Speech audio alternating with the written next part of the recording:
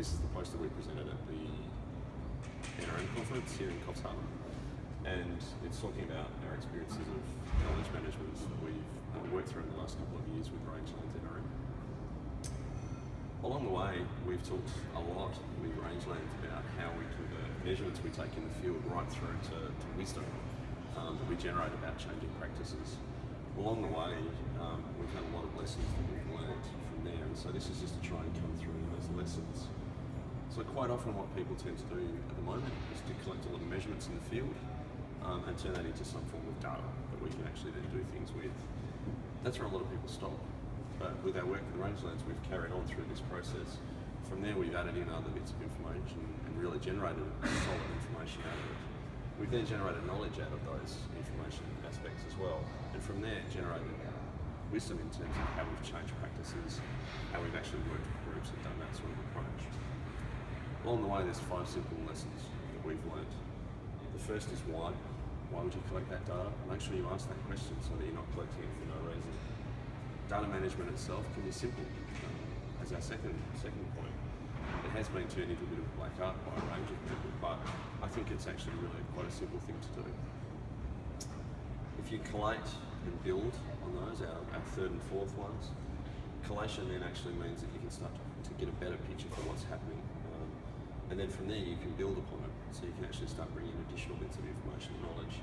And then finally, the last lesson that we've learned is to learn, and to make sure that you can actually use this knowledge you've generated to review, to learn from the efforts you've done and apply these learnings so that you change practices and generate wisdom.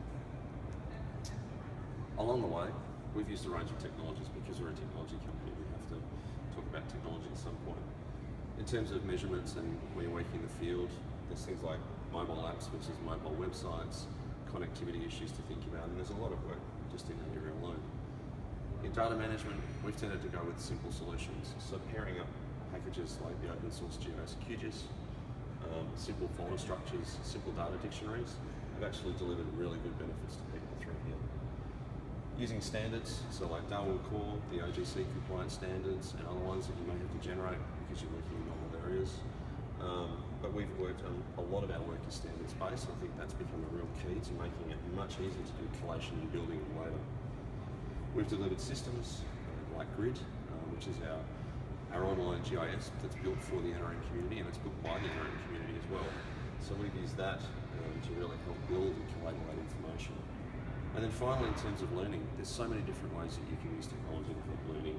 There's GIS aspects, there's multi-criteria analysis, there's websites, there's all sorts of different things out there, and there are a range of different tech can really help with the learning. So those 5 are really 5 lessons, and those things in blue across the middle are really the things I wanted to bring for this poster. Hopefully you get a chance to watch this, and if not, you can talk to me at some point at the conference. Thanks.